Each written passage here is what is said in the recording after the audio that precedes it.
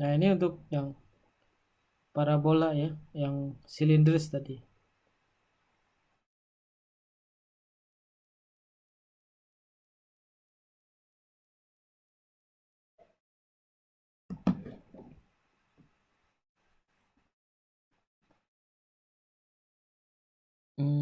Nah ini ya, ini perbandingannya ya, ini yang silinder ya, yang silinder. Jadi NDW-nya adalah seperti ini. Jadi 115 per L dalam unit lambda.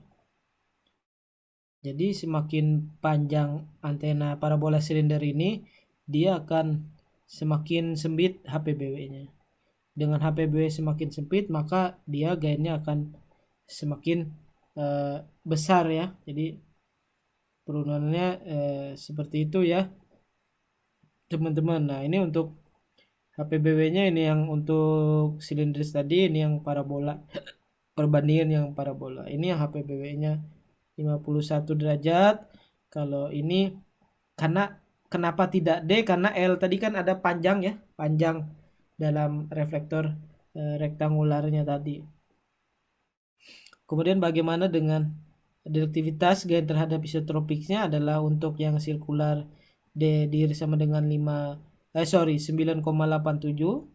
dikalikan dengan D dalam unit lambda kuadrat. Nah, kalau untuk yang rektangular adalah seperti ini. 12,6 kalikan dengan panjang ya, ini karena L tadi, panjang dari rektangularnya.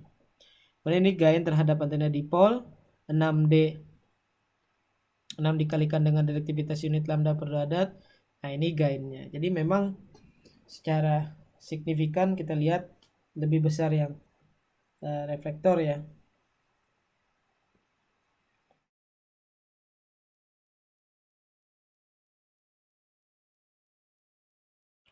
Oke ya.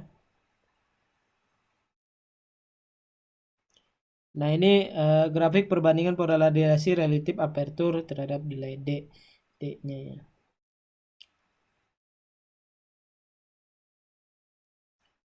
Nah mungkin, nah ini contohnya antena lain ya, antena elemen 3 elemen Udayagi. Misalkan ada 3 buah reflektor, maka ada reflektor, ada driver, dan ada juga direktor pengarahannya, sehingga hasil kombinasi dari pola radiasinya adalah sebagai berikut. D2 ini adalah S ya, jaraknya ya sebenarnya.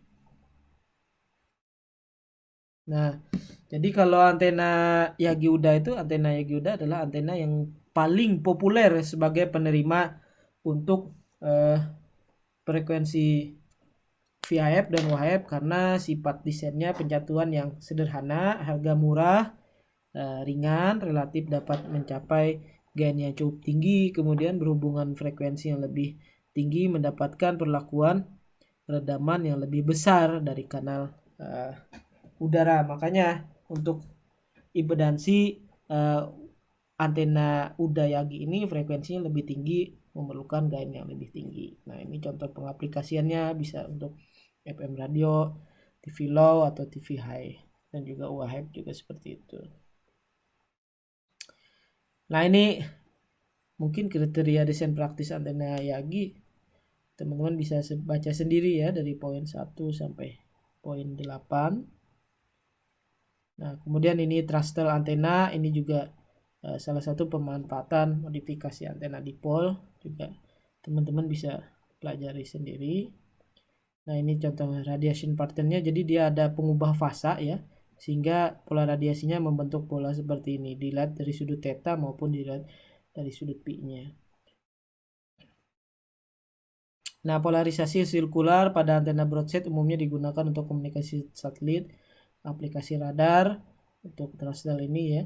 Kemudian pada kendaraan angkasa, TV broadcast, transmit pada bidang XZ memiliki pola pancar hampir sirkular. Oke, nah ini contoh antena aplikasi lainnya adalah microstrip.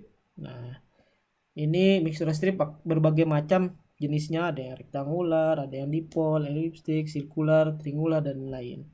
aplikasi antena microstrip ya umumnya diaplikasikan untuk komunikasi yang memerlukan ukuran antena yang kecil seperti pesawat tempur, aircraft, handphone, mobile, kemudian bentuk patch dan pencatuan berkaitan dengan pola radiasi, pola pancar, impedansi dan lain-lain. Efisiensi umumnya rendah, bandwidth sempit, selalu dioperasikan untuk pancaran broadside. Jadi antena microstrip untuk zaman sekarang ini paling sering digunakan ya dalam rancangan komunikasi. Nah, saya saja misalkan contoh untuk aplikasi radar itu menggunakan terutama power kecil menggunakan antena microstrip, dan paling sering rancangan yang saya buat yaitu adalah ya antena microstrip ini karena paling tinggal simulasi dan tinggal dicetak, jadi paling mudah lah rancangannya. Nah, ini ada beberapa antena aplikatif lainnya. Tadi ada bentuk-bentuk horn, sudah saya jelaskan sebelumnya, bisa dipelajari teman-teman. Kemudian ada efek modifikasi dari helix. Nah, kemudian ada antena fraktal. Kemudian ada slot waveguide antena. Nah, jadi kira-kira seperti itu ya, teman-teman, terkait dengan materi kita di bab 5 ini, di modul 5 ini. Mudah-mudahan teman-teman bisa mempelajari. Ini cukup panjang penjelasannya ya, mungkin 3 jam lebih.